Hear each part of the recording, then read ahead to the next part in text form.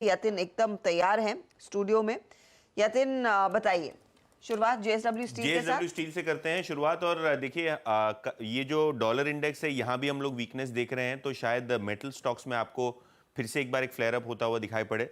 जहाँ तक कि जेएसडब्ल्यू स्टील का सवाल है, स्टील डिमांड की ग्रोथ जो है 13% आपको बढ़ती हुई नजर पड़ी है और शायद इस साल आपको 15% होती हुई दिखाई दे।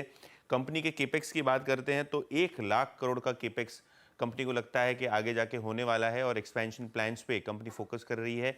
माइनिंग एसेट्स को भी जेएसडब्ल्यू स्टील डेवलप करने के लिए देख रही है। जहां तक कि स्टील कैपेसिटी का सवाल है, 170 मिलियन टन है और इसको लगभग लगभग डबल करके 300 मिलियन टन से ज़्यादा जो है वो होता हुआ देख रहा है जेएसडब्ल्यू स्टील। और जहां तक की बात है कि इंपोर्ट स्टील का हो रहा है, उसको कहीं ना कहीं रिप्लेस करने के लिए और मेक इन इंडिया को बढ़ावा देने के लिए कंपनी का एक बड़ा केपेक्स प्लान है। और आगे जाके कंपनी ने एमएनए यानी मर्जर एंड एक्विजिशन पे भी फोकस रखा है। तो कहीं ना कहीं स्टील सेक्टर में आपको फिर से एक बार थोड़ा बहुत कंसोलिडेशन होता हुआ दिखाई पड़ सकता है। ओके, तो स्टील सेक्टर में कुछ कंसोलिडेशन, लेकिन बड़े कैपेक्स की तैयारी।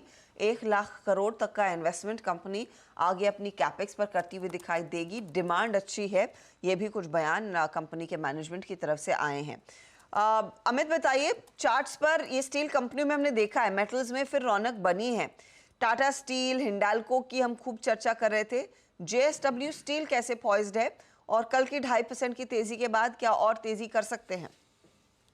जी मैम, जेएसडब्ल्यू स्टील का स्ट्रक्चर काफी पॉजिटिव है। इनफैक्ट टाटा स्टील से भी ज्यादा स्टॉक में स्ट्रेंथ है।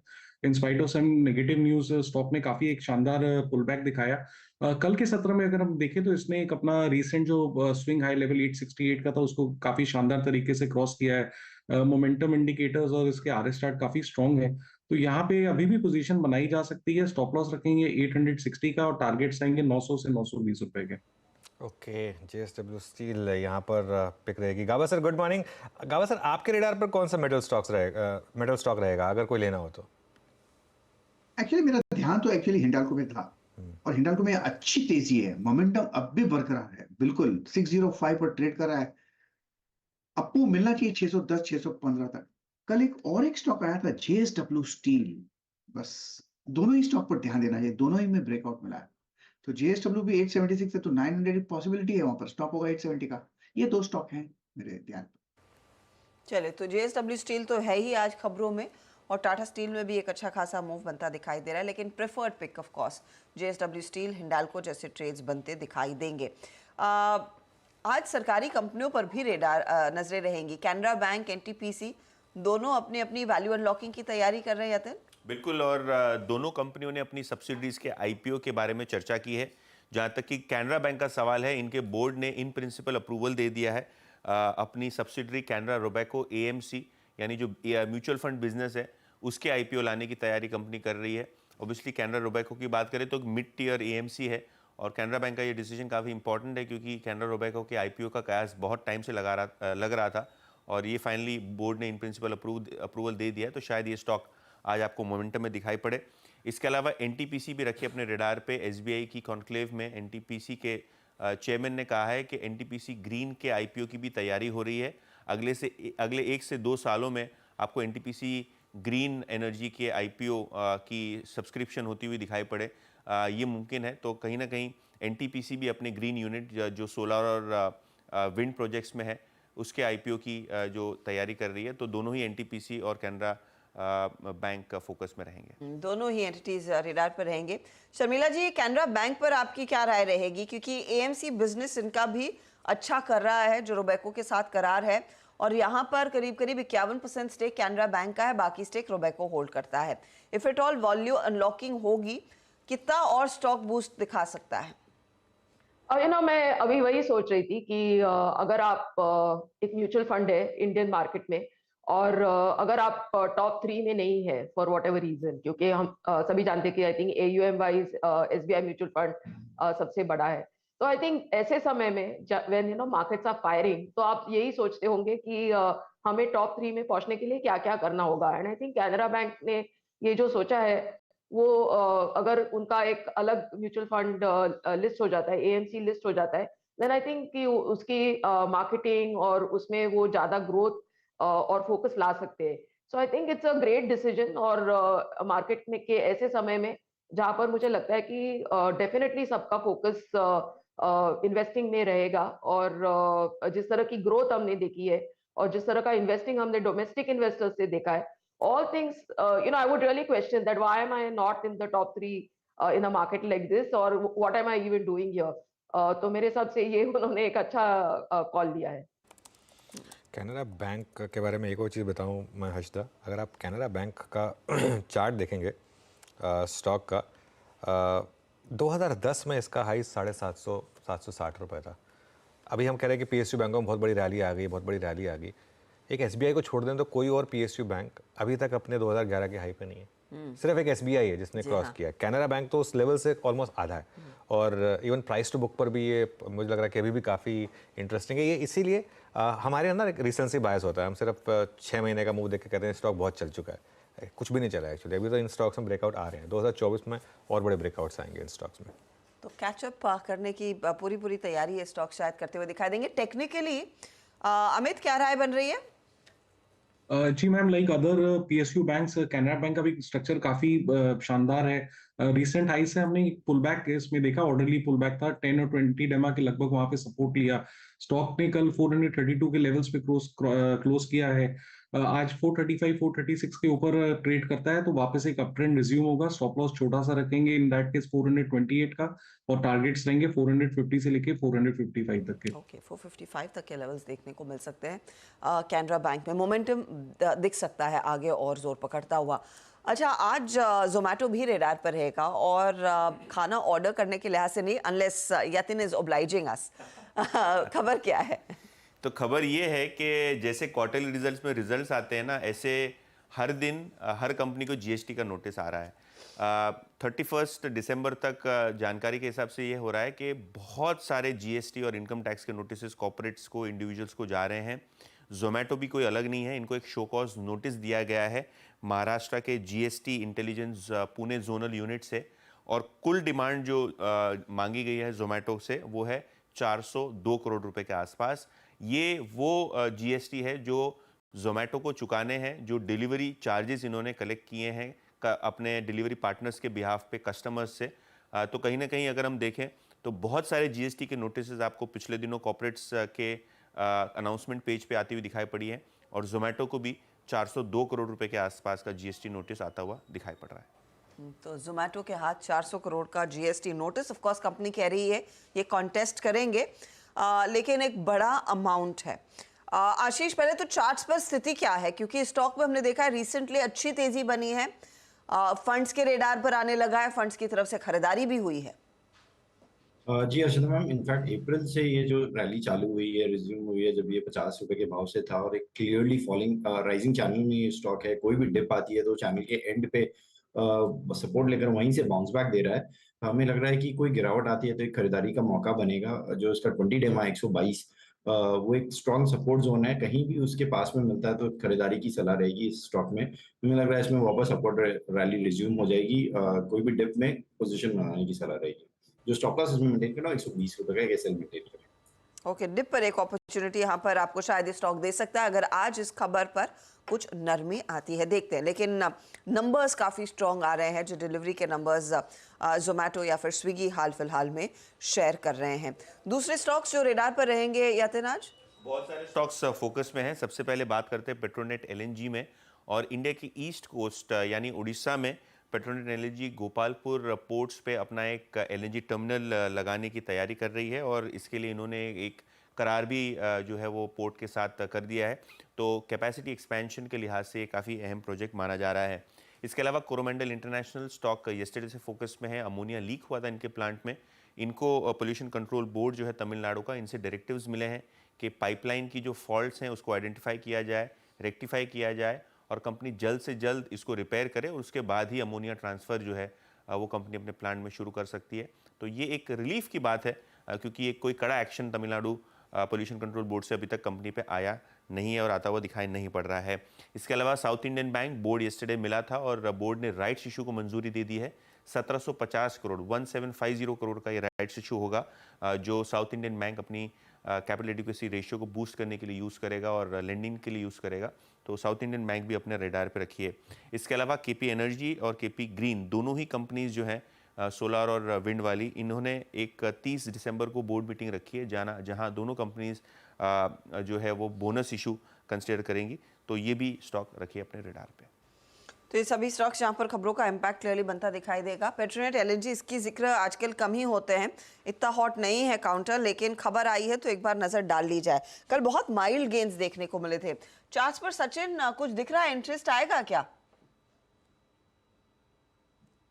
मैम, इनफैक्ट काफी दिनों से ये स्टॉक सप्रेस्ड रहा है। एक बेस बनाने की कोशिश हो रही है यहाँ पर 200 के आसपास की। ऑलरेडी जिस तरीके से इसने एक रिवर्सल बनाया था, वो रिवर्सल का कंफर्मेशन मुझे लग रहा है 220 के ब्रेकआउट के बाद होना चाहिए। इसका जो 200 डे एक्सपोनेंशियल मूविंग एवरेज है वो भी ऑलमोस्ट 219 के आसपास प्लेस्ड है। तो आई थिंक एक सिग्निफिकेंट अनलॉकिंग होगी अगर 220 का दायरा निकल जाता है तो। एंड मेजर मुझे लग रहा है एक बदलाव आ सकता है काउंटर में। सो आई थिंक अगर ये ब्रेकआउट होता है तो 230 232 तक की ट्रेजेक्टरी ओपन हो सकती है। सो एग्जिस्टिंग अगर किसी की लॉन्ग पोजीशन है तो बने रखने की सलाह होगी 215 के स्टॉप लॉस के साथ। ओके, 215 के आसपास का स्टॉप लॉस, और इफ एट ऑल मोमेंटम आता है 230-32 तक के लेवल्स जा सकता है ये पर्टिकुलर काउंटर। एक स्टॉक मानस, आपको याद होगा हम क्लोजिंग में डिस्कस कर रहे थे और अनुज ने आइडेंटिफाई किया था, मैक्स फाइनेंशियल। कल कुछ शॉर्ट कवरिंग के संकेत बनते दिखाई दिए थे। अब हम कंसिडरिंग इस महीने की पोजीशन वाइंड डाउन करेंगे, बताइए इस ट्रेड को अगली सीरीज में कैरी करना है या नहीं? बिल्कुल कैरी करना है। देखिए, मैंने इसको शॉर्टलिस्ट किया हुआ था कि अगर पीएनबी में नहीं दे पाता तो शायद मैं इसमें ही एक रिकमेंडेशन देता। पैटर्न बहुत पॉजिटिव है। स्टॉक ने 100 डे मूविंग एवरेज पे सपोर्ट लिया है। कल हायर टॉप्स हायर बॉटम्स का कंफर्मेशन 60 मिनट चार्ट पे आ गया है। मेरा समझना है कि कम से कम 1000 रुपए तक के टारगेट्स आपको देखने को मिल सकते हैं। तो एमएफएसएल में तो अभी भी खरीदारी करनी है, करंट लेवल्स पे खरीदारी करिए। पोजिशनल जो टारगेट रहेंगे वो 1000 के रहेंगे और स्टॉप लॉसेस 940 के नीचे रहेंगे। कल एक्चुअली पूरा इंश्योरेंस स्पेस एक्टिव था मेरे ख्याल से। इवन एलआईसी जो सबसे बड़ा इंश्योरेंस प्लेयर है हर्षदा, उसने तो 5% की तेजी एग्जैक्टली उसने लीड किया था और मेरे ख्याल से एक फिर अक्रॉस द बोर्ड उसका एक इम्पैक्ट पूरे के पूरे सेक्टर में आया था कल। हो क्या रहा है शर्मिला, कोई अंदाजा? एलआईसी में बहुत तगड़ी तेजी बनती दिखाई दी है। और नहीं, I think it is just to do with the fact कि उनके जिस तरह के प्रॉफिट के नंबर, मैंने आर्टिकल पढ़ा था कि किस तरह के पैसे उन्होंने बनाए हैं ऑन देयर इन्वेस्टमेंट, और सब जानते ही है कि किस तरह से एलआईसी की हिस्ट्री रही है पोस्ट लिस्टिंग। तो वो कभी उस लेवल तक पहुंच ही नहीं पाया है। तो I think investors are enthuse कि चलिए कि उनके अगर इन्वेस्टमेंट डिसीजंस इतने सही गए हैं तो शायद वो आपको स्टॉक प्राइस में भी दिखाई देगा। ओके, तो ये फिलहाल स्टॉक, इनफैक्ट इस पर एक चार्ट चेक आप दीजिएगा प्लीज आशीष बहेती। स्थिति क्या दिख रही है? कल धमाकेदार गेन्स देखने को मिले थे एलआईसी में, क्या फॉलो थ्रू आएगा? जी अर्चना मैम, इनफैक्ट पूरा इंश्योरेंस सेक्टर कल के सत्र में बज कर रहा था और पूरे सेक्टर में पिछले वीक जब गिरावट देखने मिली थी तो स्टॉक सारे काफी अच्छे से करेक्ट हो गए थे। हमें लग रहा है कि एलआईसी में और एचडीएफसी लाइफ, ये दो स्टॉक आज जरूर रडार पे रखने चाहिए। एलआईसी में फॉलो थ्रू बाइंग देखने मिल सकती है और 860 तक के लेवल्स इसमें देखने मिल सकते हैं। तो खरीदारी की सलाह रहेगी इन लेवल्स पे। 800 का एक स्टॉप लॉस लगाए। दूसरा, अगर इंश्योरेंस स्टॉक में अच्छा लग रहा है तो एचडीएफसी लाइफ, इसका भी चार्ट सेटअप नीचे एक बेस जरूर बनाया और हमें लग रहा है कि यहाँ पे एक मूव अप देखने मिल सकता है। तो एक सपोर्ट जोन पर ये भी स्टॉक अवेलेबल है। तो एक इंटरेस्टिंग मूव देखने को मिला। इनफैक्ट एक महीने में आप गौर कीजिएगा एलआईसी करीब 22% भाग चुका है। एचडीएफसी लाइफ जैसे ट्रेड्स में भी एक मौका है। आपकी स्क्रीन पर एमएनएम फ्लैश हो रहा है। दरअसल एमएनएम ने इन्वेस्टमेंट किया था ब्रेनबीज नाम की कंपनी। ब्रेनबीज बेसिकली एक स्टार्टअप चलाती है, first cry kids baby care जैसे प्रोडक्ट्स ऑनलाइन बेचती है और ये इनफैक्ट प्रॉफिटेबिलिटी के काफ़ी करीब है company, if I am not mistaken. Revenue उनका अच्छा खासा है और ये कंपनी दरअसल एक आईपीओ फाइल कर रही है। मुझे याद है जब मैं इनफैक्ट कई सारे वेंचर कैपिटलिस्ट से बात कर रही थी कि 2024 में लिस्टिंग की स्थिति कैसी बनती दिखाई देगी, तो फर्स्ट क्राई की लिस्टिंग को लेकर काफ़ी ज़्यादा उत्साह है। बड़े एग्जिट्स मिलेंगे ही, लेकिन जिस तरह से कंपनी इन फाउंडर्स ने डेवलप की है, बिल्ड की है, वहां पर निवेशकों के हाथ भी कुछ अच्छा खासा पैसा लगने के आसार, उनकी उम्मीद तो डेफिनेटली है। अब एमएनएम करीब 2% स्टेक ब्रेनबीज यानी कि फर्स्ट क्राई की पेरेंट कंपनी में होल्ड करता है। फर्स्ट क्राई ने कंसिडरिंग ये डीआरएचपी फाइल कर दिया है, इनका आईपीओ अगले साल आता हुआ दिखाई देगा, तो उसमें एमएनएम करीब 0.58% हिस्सेदारी अपनी कुछ ऑफलोड करेगा। शर्मिला, इस पर मैं आपकी राय लेना चाहूंगी कि ऑफ कोर्स ऐसे बड़े कैश आउट्स हम देखेंगे, निवेशकों की तरफ से आएंगे, लेकिन चार्ट्स पर गाबा साहब आपका एमएनएम क्या इशारा कर रहा है? चार्टिकली कहां पॉइज्ड हैं हम? एमएनएम में एक बाई सिग्नल जनरेट हुआ था परसों, अप मूव ऑन है एमएनएम में, ट्रेड कर रहा है 1682 पर, कल क्लोज हुआ था। मुझे लगता है इसमें अप मूव ऑन है, अगर किसी को आज लेना है तो ले सकते हैं। 1655 का स्टॉप लगाना पड़ेगा। Target on the upside nearly 1725 to 17 and 1750, ये एक जोन है, वहां तक जा सकता है।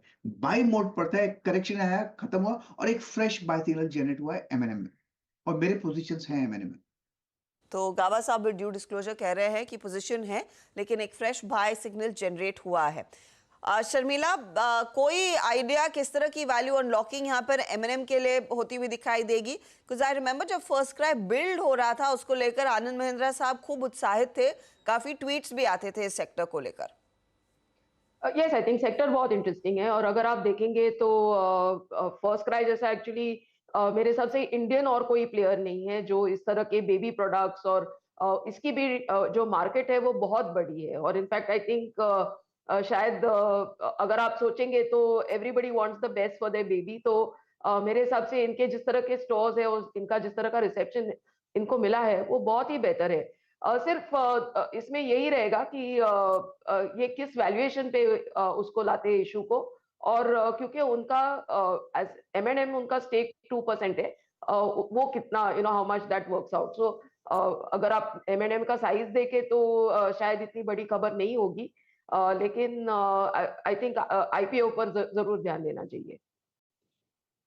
देखते हैं यहाँ पर किस तरह की वैल्यू अनलॉकिंग और कितना फायदा दरअसल एमएनएम का क्या हाथ लगता है। लेकिन यहाँ पर याद रखिएगा, सॉफ्ट बैंक एक अर्ली बैकर आया, उसने हाल फिलहाल में करीब 630 करोड़ का माल बेचा था फर्स्ट क्राई में, अनलिस्टेड मार्केट में। ऑफ कोर्स दूसरे निवेशक बैंक आते हुए दिखाई दे रहे हैं। अच्छा, एक दो और काउंटर्स जिस पर आपकी नजरें होनी चाहिए आज के दिन, जहां पर कल थोड़ी सी पोजीशंस एक्टिव हो चली थी, उसमें एमएनएम फाइनेंशियल पर क्या कोई राय बन रही है?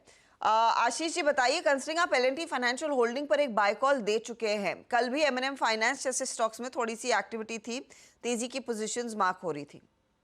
जी अर्चना मैम, जिस आपका सेटअप बना हुआ है, और अगर मैं जनवरी का डेटा देखूं तो ऑलरेडी अराउंड 19% का हुआ है बिल्टअप, इसमें कल के सेशन में देखने मिला। स्टॉक अपना 20 डे में रीगेन करता हुआ देखने मिला है, और हमें लग रहा है वेल प्लेस्ड है ये 285 तक के लेवल्स दिखाने के लिए। तो खरीदारी की सलाह रहेगी एमएनएम फाइनेंस में, और जो इसमें स्टॉप लॉस मेंटेन करना है वो 271 का एक एसएल मेंटेन करें। 271 का स्टॉप लॉस, और ये ट्रेड आप होल्ड कर सकते हैं। अच्छा, 5 स्टार फाइनेंस स्क्रीन पर लेकर आइएगा। सीधा सौदा में मेंशन किया गया था, डैम कैपिटल की दरअसल एक रिपोर्ट आई है, रिपोर्ट बड़ी दिलचस्प है। 700 का है भाव इस स्टॉक का। डैम कैपिटल कह रहा है ये स्टॉक करीब करीब 1000 के लेवल्स तक जाता हुआ दिखाई देगा, 1000 इनका टारगेट है। उनका मानना है कि एक बहुत तगड़ी कैपिटल एडिक्वेसी पर ये बैठे हैं, नियरली 59% के आसपास की। अप्रॉक्सीमेटली रिटर्न ऑफ एसेट्स इनका 8.5% फर्स्ट हाफ ऑफ FY24 पहुंचा है, अच्छी लोन ग्रोथ है, और यहाँ से ROAs जो है कुछ और कम होते हुए दिखाई दे सकते हैं। इस पर अगर आप अमित व्यू नजर डाले, 5 स्टार फाइनेंस क्या एक स्टॉक है जहां पर आज कुछ और एक्शन जोर दिखा सकता है? 1.1% के गेन्स कल देखने को मिले थे। जी मैम, अगर हम 5 स्टार फाइनेंस का चार्ट देखें 7 मिनट 4 पे ट्रेड कर रहा है, तो पहली चीज जो नजर आ रही है कि इंपॉर्टेंट सपोर्ट और near to 200 day exponential moving average पे ट्रेड कर रहा है। फिलहाल तो हमने कोई मोमेंटम नहीं देखा, लेकिन RSI पे एक पॉजिटिव डाइवर्जेंस है। तो मोमेंटम पोजीशन बनानी है तो बहुत छोटे से स्टॉप लॉस के साथ बनाई जा सकती है विद स्टॉप लॉस ऑफ 680। लेकिन अगर हम सही मायने में कहें कि मोमेंटम कहाँ आएगा, तो that will be when it crosses 740, क्योंकि वो लास्ट स्विंग है और वहां पे सारे इंपॉर्टेंट मूविंग एवरेजेस क्रॉस हो जाते हैं। तो प्रीएम करना है तो अभी 680 के स्टॉप लॉस के साथ लिए जा सकती है पोजीशन, और मोमेंटम का कंफर्मेशन आएगा once the stock closes above 740 के ऊपर जाएगा तो और तेजी बनती दिखाई देगी। देखते हैं आज कितना एक्शन ये पकड़ता है, काउंटर कितना एक्शन दिखाता है। अच्छा, ICICI बैंक का जिक्र हम कर रहे थे बिग स्टॉक में, लेकिन इधर भी एक रिपोर्ट आई है, और एंटीक की रिपोर्ट कहती है कि अब स्टॉक करीब 1225 तक के लेवल्स की तरफ बढ़ता दिखाई देगा। पूरा भरोसा है कि यहाँ से बिजनेस में ग्रोथ देखने को मिलेगी। इनफैक्ट काफी अग्रेसिवली एंटी कह रहा है कि यहाँ पर पोजीशंस होनी चाहिए। शर्मिला, बैंकों में कंसिडरिंग एक नई ऊर्जा आ गई है, निफ्टी बैंक की तेजी के पीछे एचडीएफसी बैंक का एक बड़ा हाथ था। अगर इस समय पिक करना हो ICICI bank versus HDFC bank, जो नहीं चला अब तक और जो चल रहा है उसके पीछे जाएंगे या फिर जो अब शांत बैठा है उसमें पैसा लगाए? Very difficult question. I think अगर आपका व्यू 1-1.5 साल का है तो शायद आपको आईसीआईसीआई बैंक प्रिफर करना चाहिए, लेकिन if you are looking at a longer term view तो मेरे हिसाब से एचडीएफसी बैंक मेरे लिए क्लियर विनर रहेगा।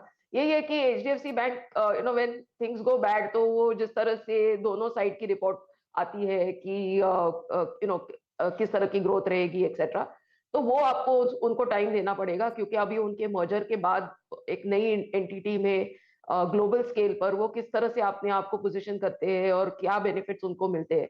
तो I think from the longer term perspective definitely HDFC bank, if you are looking at 2 years plus, आपका व्यू अगर 12-18 महीना रहेगा तो शायद आईसीआईसीआई बैंक। बताइए मानस, आईसीआईसीआई बैंक के चार्ट्स क्या संकेत दे रहे हैं? एचडीएफसी तो हम खूब डिस्कस करते हैं आजकल। तो बिल्कुल देखिए, अगर हम स्ट्रक्चर की बात करें तो वो पॉजिटिव है। स्टॉक करेक्ट जरूर हुआ, लेकिन 20 डे मूविंग एवरेज में पिछले 3 दिनों से स्टॉक सपोर्ट ले रहा है। मेरे ख्याल से स्टॉक तैयार है नेक्स्ट मूव के लिए, और अभी भी खरीदारी करने की राय रहेगी। 990 के स्टॉप लॉस से खरीदारी करनी चाहिए। कम से कम 1030 1035 के टारगेट आप सेट कर सकते हैं। 1030 1065 की तैयारी, और मुझे याद है इनफैक्ट 1000 के ऊपर निकलने में थोड़ी सी मुश्किल हो रही थी आईसीआईसीआई बैंक को, लेकिन अब इवेंचुअली कल भी 1000 के ऊपर का क्लोज इसने दिखाया, तो अब मोमेंटम शायद और जोर पकड़ सकता है। एटलीस्ट एंटीक तो यही कह रहा है, इसीलिए वो 1225 का टारगेट यहाँ पर दिया गया है। शर्मिला, ये बताइए, ये जो लेटली पिछले 2-3 दिनों में ये केमिकल स्टॉक्स में तेजी बनी है, कुछ लिया आपने? The same old, I think कि जो स्टॉक्स पहले पसंद आ रहे थे तो उन्हीं में फिर से एक रीलुक हुआ है, जैसे दीपक नाइट्राइट है, एमी ऑर्गेनिक्स है। नया कुछ नहीं, लेकिन ये बात अब सिर्फ what I just want to reinforce is कि जो कोविड के समय चाइना प्लस वन फैक्टर से सभी, यानी जिस भी कोई स्टॉक में केमिकल लगा था वो चल रहा था, लेकिन अब मेरे हिसाब से वो थोड़ा सा उसमें डिफरेंशिएशन करना पड़ेगा कि और आपको किस प्रोडक्ट में वो कंपनी है और क्या आपको उसका आउटलुक है, वो देखकर आई थिंक थोड़ी बाइंग हो रही है। तो शायद थोड़े एकदम फैंसी स्टॉक्स उतना अच्छा नहीं कर रहे, लेकिन जिनमें लोग ऐसे दिख रहा है कि हाँ, यहाँ पर प्राइसेस बॉटम आउट हुई है या इम्प्रूव हो रही है, उनमें मेरे हिसाब से ज्यादा बाइंग है। एक काफ़ी इंटरेस्टिंग स्पेस उभर कर आया है। इनफैक्ट पिछले कुछ इस हफ्ते काफ़ी हरकत देखने को मिली। अच्छा, जाइडस वेलनेस में कुछ लार्ज ट्रेड्स होते हुए दिखाई दे रहे, करीब 7.8 लाख शेयरों का सौदा हुआ है 1632 रुपए के भाव पर। जाइडस वेलनेस में ये ब्लॉक करीब 127 करोड़ के आसपास आका जा रहा है। 1631 का भाव आपको दिख रहा है कल की क्लोजिंग के लिहाज से। अमित, चार्ट चेक दे पाएंगे जाइडस वेलनेस पर? जी मैम, जाइडस ने एक अच्छा राउंडिंग बॉटम बेस बनाया है। स्टॉक अपने की मूविंग एवरेजेस के ऊपर ट्रेड कर रहा है। एक पुल बैक आया था जिसने मूविंग एवरेजेस पे अच्छा सपोर्ट दिया और वापस राउंडिंग पैटर्न बना के स्टॉक ऊपर जा रहा है। तो स्ट्रक्चर पॉजिटिव है। 1600 के स्टॉप लॉस के साथ बने रहे जिनकी भी पोजीशंस हैं। 1670 1680 तक के टारगेट्स पॉसिबल हैं। देखते हैं स्टॉक में आज कितना एक्शन बनता दिखाई देता है। इनफैक्ट ये प्री ओपन विंडो से पहले ही आज वो बड़ा ब्लॉक करीब 127 करोड़ का हो चुका है। चलिए एक काम करते हैं, यहीं पर आप इस कार्यक्रम को समेटते हैं। आपकी पूरी मुनाफे की तैयारी हमने करा कर दी है।